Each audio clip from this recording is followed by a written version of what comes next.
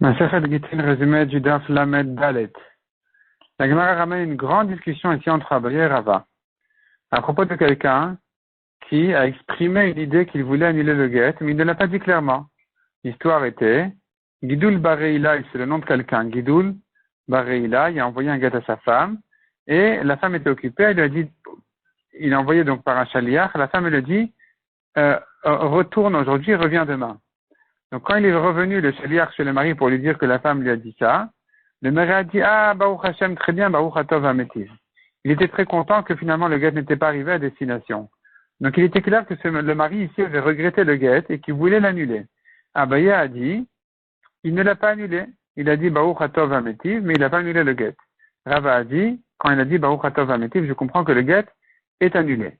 Donc, le Gemara explique que leur discussion allait, est-ce que quelqu'un qui montre qu'il est intéressé d'annuler, c'est suffisant, il faut qu'il le dise clairement. La Gemara ramène les preuves de Abaye, les preuves de Rava, chacun ses preuves, chacun comment il s'arrange avec les preuves de l'autre. Et après tout ça, après un long développement de la Gemara, sur cette discussion de Abaye et Rava,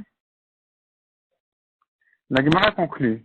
La Lacha, elle est comme Rav Nachman qui a dit que quand on annule un guet, il faut le faire devant deux personnes. La Lacha, elle est comme Rav Nachman aussi, qui a dit que dans les deux discussions entre Rabbi et Rabban Shimon et Gamliel du daf précédent, la halakha est toujours comme Rabbi. Donc aussi bien à propos de quelqu'un qui a annulé devant un beddin au lieu de prévenir la femme ou le chaliach, la halakha sera comme Rabbi qui a dit que le guet il est annulé, malgré que c'est interdit de le faire. Et la halakha aussi elle est comme Rabbi à propos de quelqu'un qui a envoyé 10 personnes à faire un guet à sa femme, finalement il a annulé une partie de 10. Que ici aussi on dira que ceux qu'il a annulés sont annulés.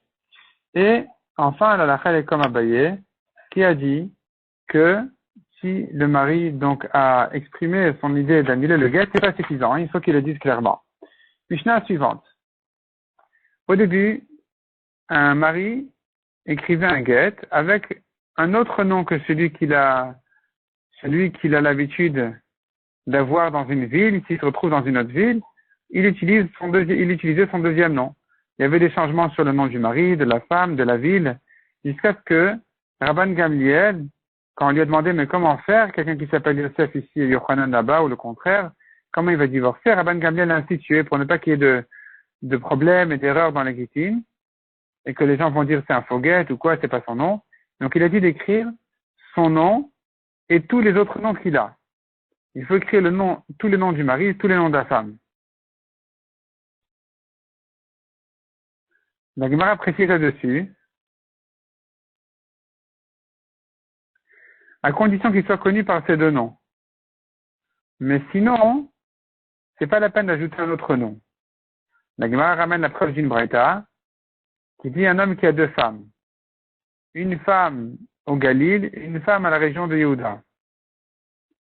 Et il a deux noms. Un nom qui est utilisé à Yehuda, un nom qui est utilisé à Galil. Il a divorcé sa femme de Yehuda par son nom de Yehuda, sa femme de Galil par son nom de Galil, c'est pas bien. Il faut que tous ces noms soient dans le guet. Donc, quand il divorce à Yehuda, qu'il y ait son nom de Yehuda et celui de Galil aussi. Quand il divorce à Galil, son nom de Galil et celui de Yehuda aussi. Mais s'il s'est retrouvé ailleurs, un endroit où on ne connaît pas ses noms,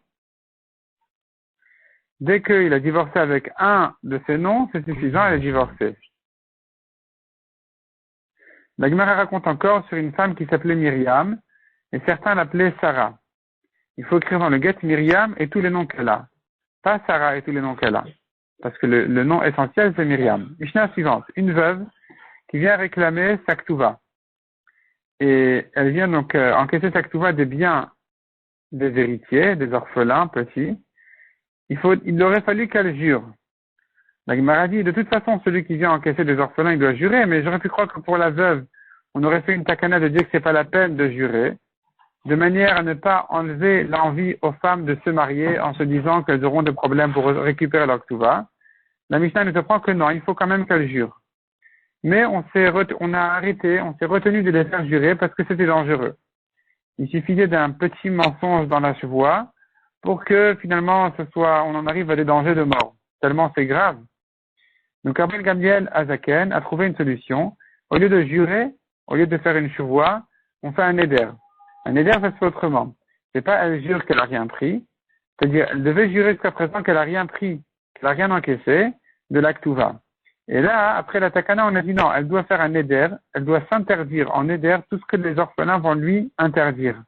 Ce qui veut lui dire que, disons, les orphelins lui diront, interdis-toi tous les fruits du monde si vraiment tu as pris quelque chose de la Ktuva. Et elle se fait un éder comme celui-là. La Mishnah continue et dit, encore deux autres takanot, une takana que les témoins doivent signer sur le guet, de manière à ce que la femme n'ait pas besoin de retrouver à chaque fois les témoins qui ont vu le divorce. Et enfin, la takana de Hillel qui a institué le Prousboul, qui veut dire qu'une dette après la Shemitah en principe Minatora, on ne peut pas la réclamer. Et Hillel, avec son Prousboul, il a fait qu'un homme qui a des dettes, des prêts, un homme qui a prêté d'argent, il transmet ses prêts au Beddin, ses droits, il est transmis au Beddin, et c'est ça ce qui va lui permettre, après la Shemitah, de revenir réclamer ses dettes.